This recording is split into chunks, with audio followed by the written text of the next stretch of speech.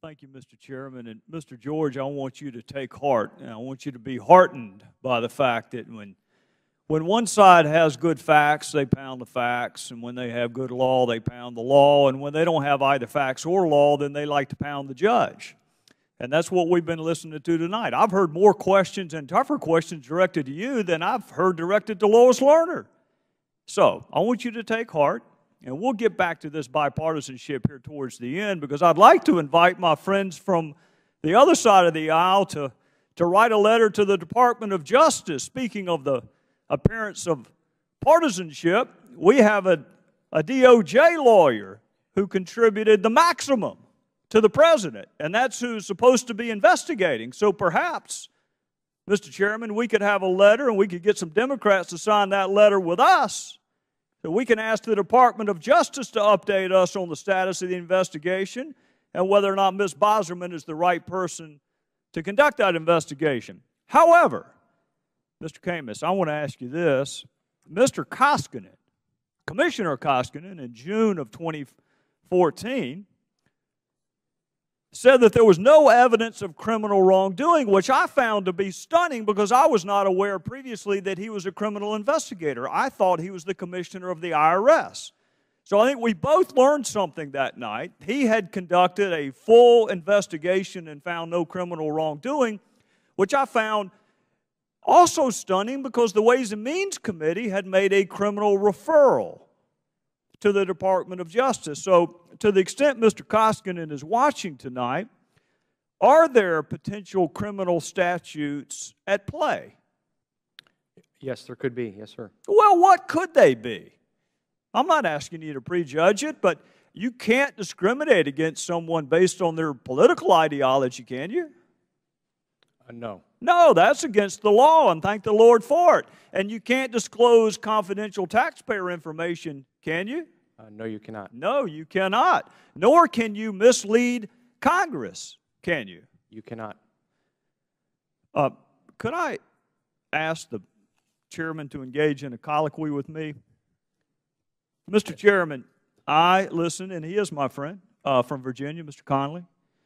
I don't want to say that publicly. It may hurt him in his district, but he is my friend. I'll listen to him, ask Mr. George to respond to a letter that he had written asking for an update on something that clearly Mr. George has no jurisdiction over and can't respond to. And I would be curious as to whether or not the chairman would ask our friends on the other side of the aisle if they would be willing to write a letter to the Department of Justice. I'd be curious how Ms. Boserman was chosen out of all the competent, and there are lots and lots of competent attorneys in the Department of Justice. I am curious why she, as a max-out donor to the president, was picked to head this criminal investigation. And, Mr. Chairman, I'd be interested in whether or not there's even been a grand jury that's been convened. And, Mr. Chairman, I'd be interested in whether or not any grand jury subpoenas have been issued, either for documents or for witnesses. And I'd be interested in whether or not there are any proffer agreements or whether they made any effort to talk to Ms. Lerner. You and I didn't have any success talking to her. I was hoping that they would have more success. So I would ask the chairman to investigate, given this bipartisan spirit that I heard tonight, asking our colleagues on the other side of the aisle to join in a letter with us, asking for an update on the real investigation, not investigating the investigator, which is what I've heard a lot of tonight. Would my friend But actually, I will in just a second, and I will, I promise. Not investigating the investigator, which I've heard a lot of tonight, Mr. George, but the real underlying investigation into whether criminal conduct was engaged in. Would the chairman be willing to entertain that thought? Yes, I will follow up with that. And I thank the gentleman from Utah, and I would yield with great trepidation to my friend from Virginia. I thank my friend, and he also is my friend. Now, I'm not a fancy country lawyer from South Carolina like my friend, but I would say it's a neat trick to attack folks on partisanship, but to try to nullify our concerns about that very subject here with respect to Mr. George himself. The objectivity of Mr. George is very much in doubt. And if my friend wants to draw us into a letter questioning the objectivity of the partisan activities of a lawyer at the department, we're happy to entertain that if my friend will join us in the concerns that were enumerated by Mr. Cartwright and by myself in a 26-page complaint about the partisan briefings and the violation of the IG handbook.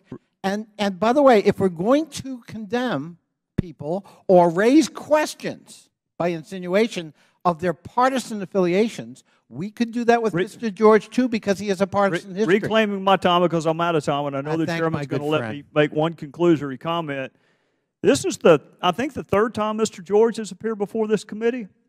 So my point to the gentleman from Virginia is simply this: what's good for the goose is good for the gander. If this man is going to have to sit here and listen to accusations about his character and his partiality, then I think the least that can be done is that we can have a few questions to the Department of Justice about. I'm not prejudging Ms. Boserman. I have no idea. I just find it curious, out of all the thousands of lawyers in the Department of Justice, why they stumbled upon one who was a max-out donor to the DNC. That was my question, and I know I'm out of time, so I'll yield back to the chair. We will make America great again.